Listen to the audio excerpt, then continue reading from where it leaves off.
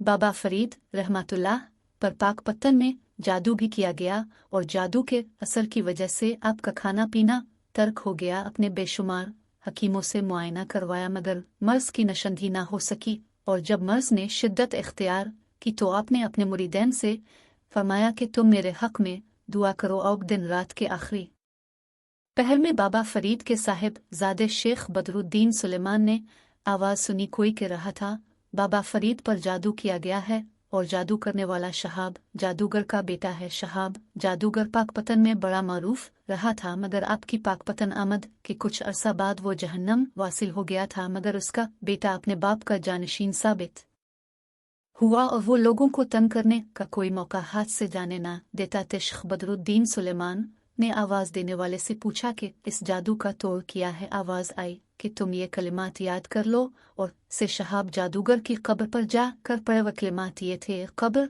वाले तेरे बेटे ने जादू किया है और नुकसान पहुंचाने की कोशिश की है। अगर वो अपनी इस हरकत से बाज न आया तो उसे मुनह कर दे, अगर तो उसे मुनह नहीं करेगा तो फिर उसके करीब होगा जो हमारे करीब है। शेख बदरुद्दीन सुलेमान ने सुबह होते ही ये वाक़या हज़रत ख्वाजा निज़ाम अल दीन औलिया को सुनाया, और फिर इस बात का जिक्र बाबा फरीद से किया गया। अब ने हज़रत ख्वाजा निज़ाम अल दीन औलिया से फरमाया, तुम जाओ और जा कर शहाब जादूगर की कब्र पर उन कलिमात को पढ़ो। हज़रत ख्वाजा निज़ाम अल दीन औलिया ने हुक्म की तामील की, और जब इन कलिमात को पढ़ने के बाद शहाब जादूगर की कब्र के सरहाने हाथ मारा तो वहाँ कुछ मिट्टी नजर आई। जब वो मिट्टी हटाई तो वहाँ से एक आटे का पतला बरामद हुआ जिस पर बेशुमार सुइयां पेवस्त थीं, और इस को घोड़े के बाल से इंतहाई मजबूती से बांधा गया था।